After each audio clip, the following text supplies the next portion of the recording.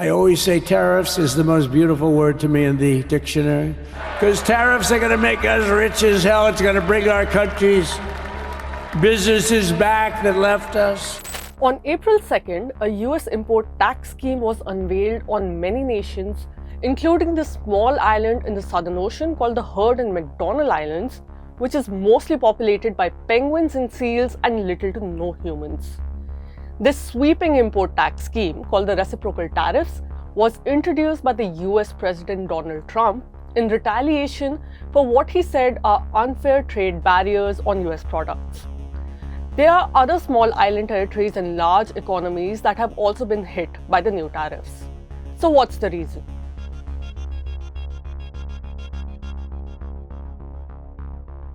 According to US sources, the imposition of tariffs on the Heard and McDonald Islands was meant to close ridiculous loopholes and to prevent transshipment. Transshipment is a process of shipping products through one port to another, and it's quite common in global trade and a way to work around heavy import taxes. The Australian Trade Minister Don Farrell told the Australian Broadcasting Corporation that the tariffs were clearly a mistake, which has been a major ongoing opinion among world leaders and economists. But before we get into that, let's first understand the concept of reciprocal tariffs.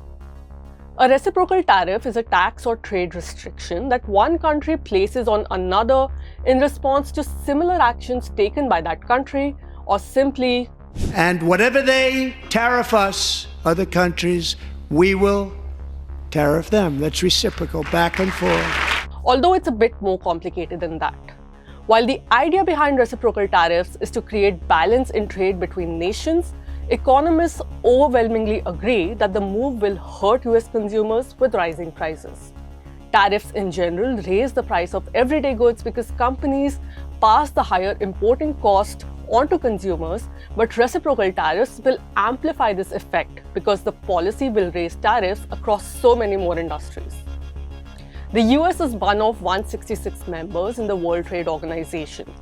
Under the WTO rules, you have to offer all the members your best rate, with the presumption that lower rates overall are a good thing, not only for the world economy, but for individual countries. However, reciprocal tariffs can lead to a back and forth increase in trade barriers, potentially resulting in a trade war that negatively impacts both economies. Such situations can disrupt supply chains, raise prices for consumers, slow down economic growth, and lead to recession in some parts of the world. The trade tensions are already reaching new heights, with the EU vowing a counter-response and China announcing a 34% tariff on the United States in return. So what's the situation with India? Overall trade across Asia has suffered, with Trump imposing an additional 34% tariff on China on top of the earlier 20%. Vietnam and Cambodia are facing tariffs of 46% and 49% respectively. However, with 27% tariffs, India has fared relatively better. But according to experts, this rate will severely affect major labor-intensive exports. That will likely have a knock-on impact on domestic demand and headline gross domestic product at a time when growth is already stuttering. Priyanka Kishore of the consultancy Asia Decoded told the BBC. Nonetheless, there is also another perspective in play here. The recent trade realities may also show new opportunities for India.